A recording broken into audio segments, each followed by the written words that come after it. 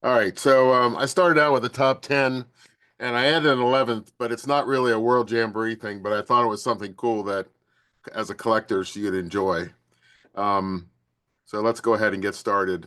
So a little bit about me. I thought it would be nice for you to know a little bit about me. I've seen a lot of you on here, and I don't really know much about you.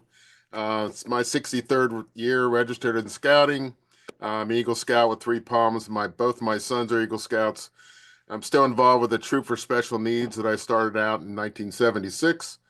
I come from a big scouting family. My dad was a scout, went to the 37 National Jamboree. Both mom and dad were active in the council and the troop with troops and the region and national level. And my brother was also in scouts. And I collect a lot of things, but my biggest collections are action and Superman comics and scouting memorabilia. So this is just kind of a precursor. You know, this is just my opinion on what my top 10 are, and I've collaborated with some top collectors, and so this is what I just my opinion. So we'll start out with the 1947 World Jamboree Matrice patch. It was a staff badge given to leaders at the Jamboree that were just in charge of a certain service area. And there were only 98 of these patches, and they're very rare. It's very hard to find them.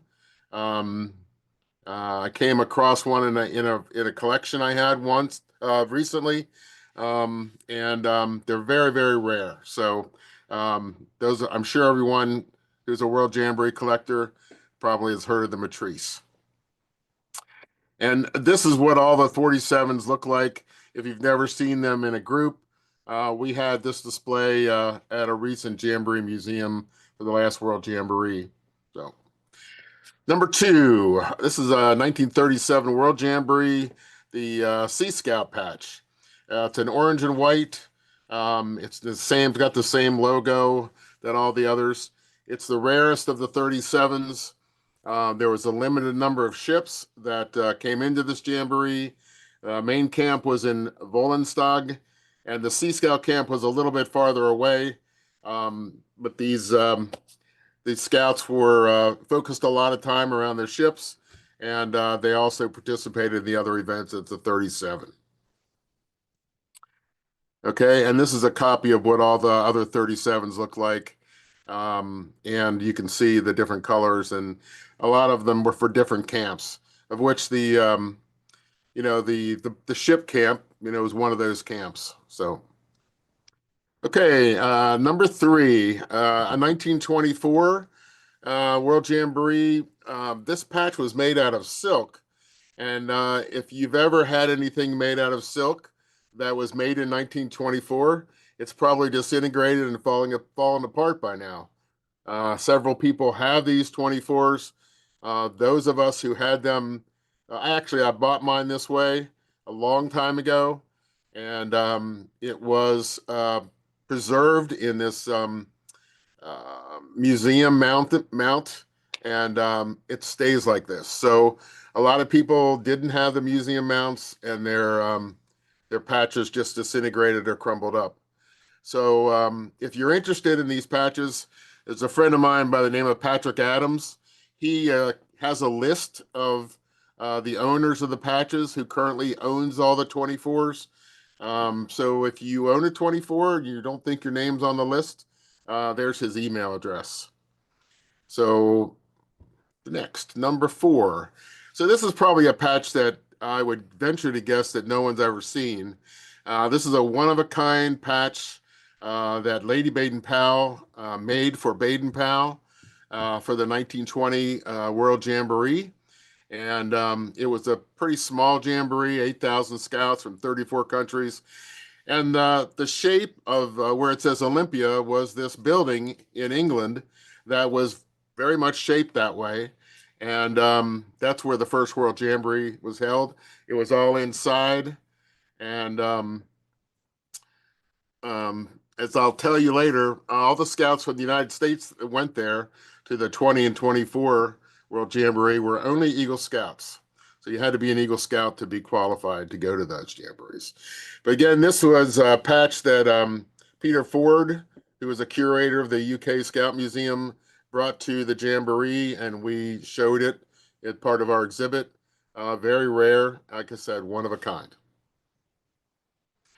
My number five is the gold badge from 1963.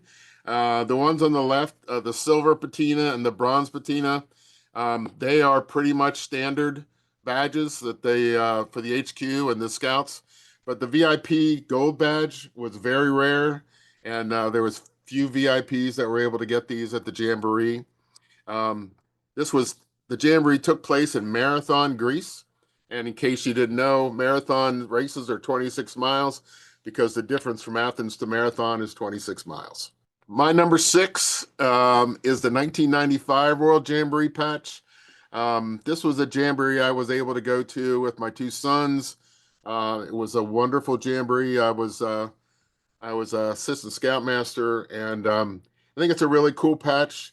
The way it incorporates the Jamboree design with the Boy Scouts and the Girl Scouts logos kind of crossing together, and the green or the blue and the yellow make green, and it's just one of my favorite Jamboree patches.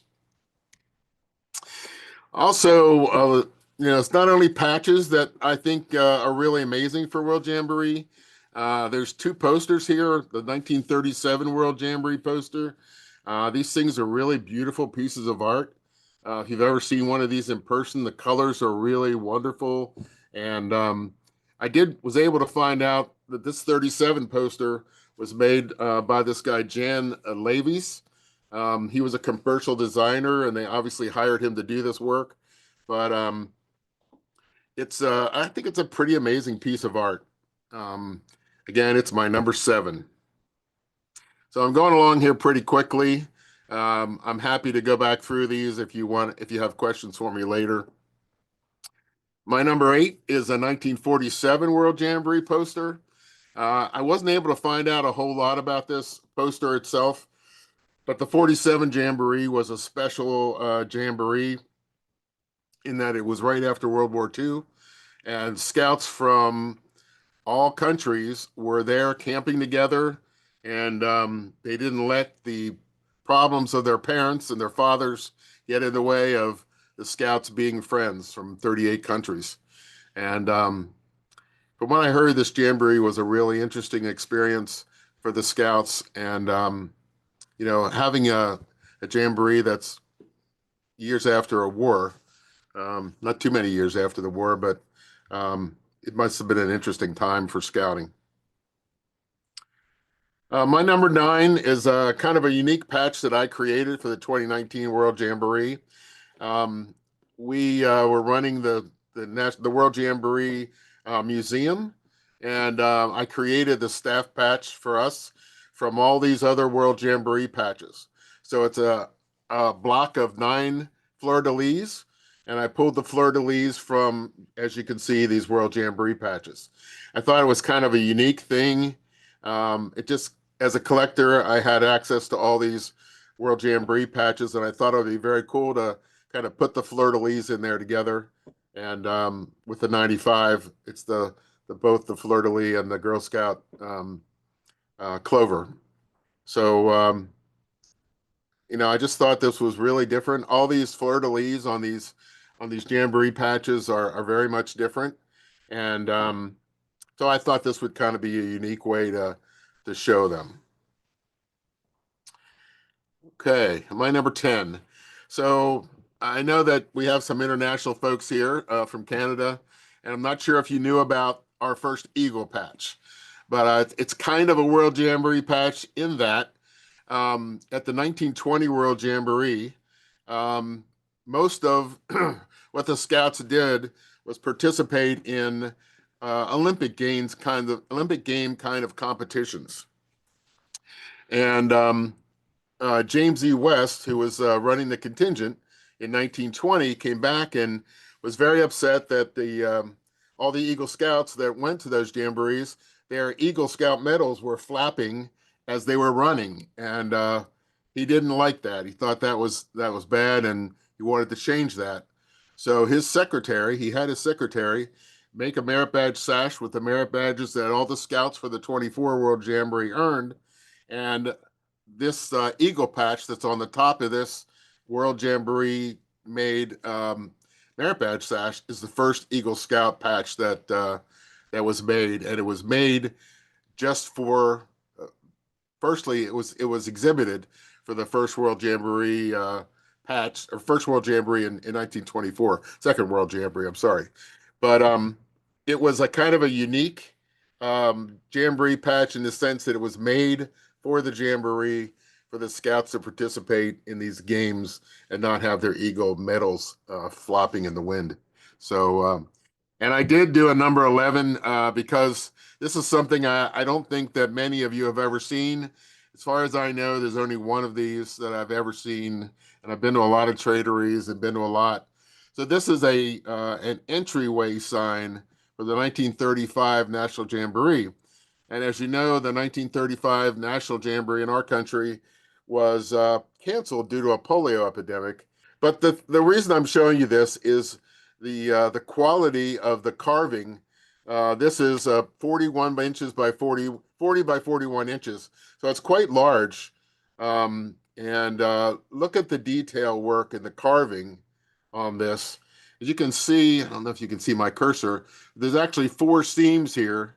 These are like old 2x4s, and they're glued together. When I bought it, it was broken in the middle. I glued it back together. But the amount of carving work that was done for this Jamboree entrance sign, and when I bought it, guy told me it was just sitting in a warehouse somewhere. He brought it to the traderie, and I snapped it up.